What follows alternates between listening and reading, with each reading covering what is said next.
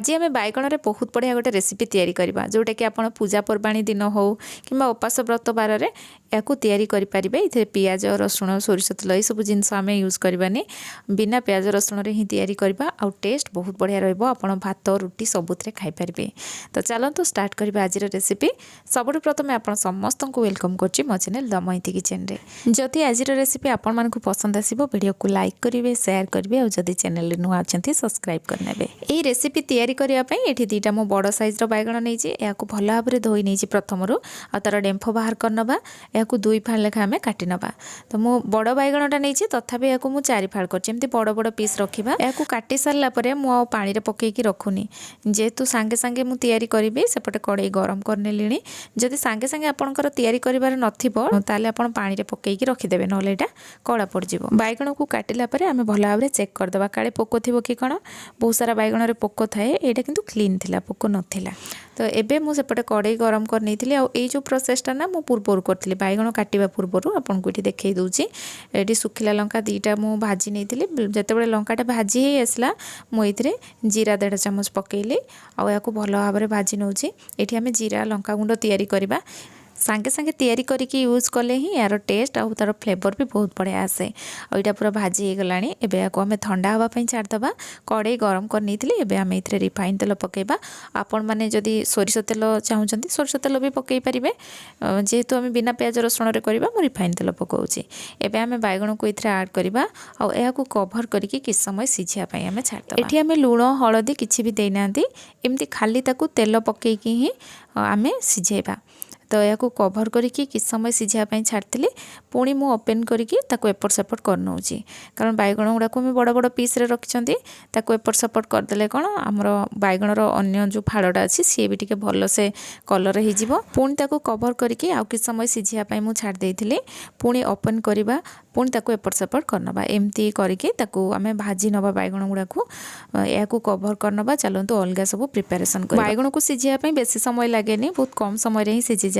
सिझा भितर आम एपटे टमाटो को काटी नवा। तो मु दुईटा मीडियम साइज्र टमाटो नहीं या पूरा छोट छोट पीस आम काट नवा। ये रेसिपी रे टमाटर क्वांटिटी टिके अधिक रहिले ये खाइबापी भी बहुत बढ़िया टेस्ट लगे। तो आमर टमाटो भी कटा सरीगला एबे आमर जीरा और लंका भी ठंडा हो जाइए तो ताकू मध्य गुंड करनवा। जेहेतु मुझे कम क्वांटिटी रखी से मुझे हेमदस्तार गुंड करुँच ना आप ग्राइंडर जार भी यहाँ गुंड करें आईटा दरदरा होगी। एबे आम ताकू बाहर करके ये अदा आड करवा और 2टा कंचा लंका नहीं या छेची नवा। लंका को मुझे बेसी छेचिनी जस्ट 2 खंड जमी हम से टाइप कर बेसी राग हेल्ले पो खाई पारे बोली एमती खंडिया कर नहीं आपण मैंने अदा सहित कंचा लंका को ना पूरा छेची नेबे हेले कौन से पूरा गुंड भाया करदे राग तो टिके हम किंतु कंचा लंकार जो फ्लेवरटा ना बहुत बढ़िया आसे तार टेस्ट बहुत बढ़िया आसो। ये आम बैगण को चेक करनवा बैगण हो जाए आम बाहर करनवा। आम ओडिया घरे खास करके गुरुवार दिन बिल्कुल भी पोड़ापोड़ी हुए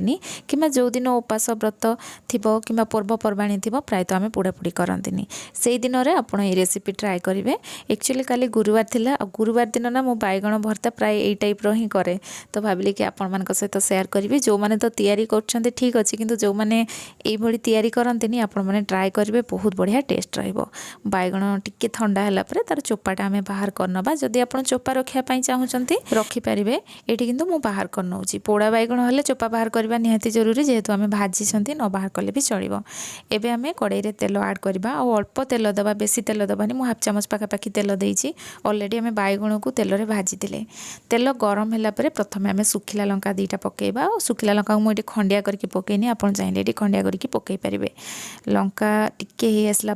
आम ये जीरा पकेबा 1/2 छोट चामच ये मु जीरा नहीं जीरा टिके फुटीगला आम ये कंचा लंका और अदार छेचा को ये पकेबा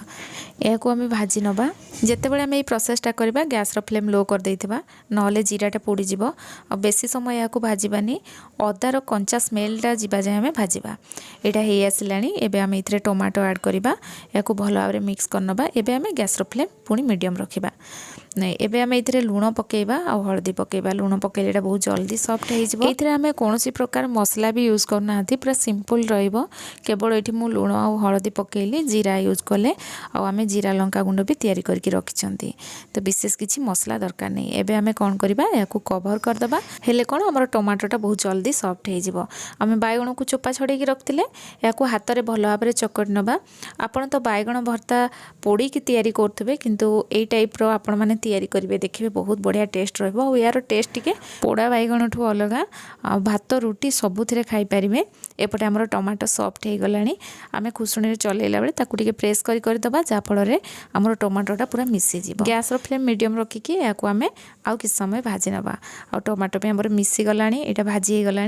एबे आम बैगण को आणिक ये आड करवा बैगण जिते आड करवा ना या पर आम किसी समय भल भाव भाजवा जिते बैगणटा आमर भाजी हे यार टेस्ट भी बहुत बढ़िया आसो ये जो पानी अंश थी यहाँ भी ड्राई हो बैगण भर्ता को आम टिके समय भाजिले भावते यहाँ होगला बोली माने सब जिनसा मिसीगले ही होगला बोली ताकू किंतु किसी समय जब भाजबे यार टेस्टा बहुत बढ़िया आसो गैस रो फ्लेम लो टू मीडियम रखिकी या मु भाजी नहीं भल भाव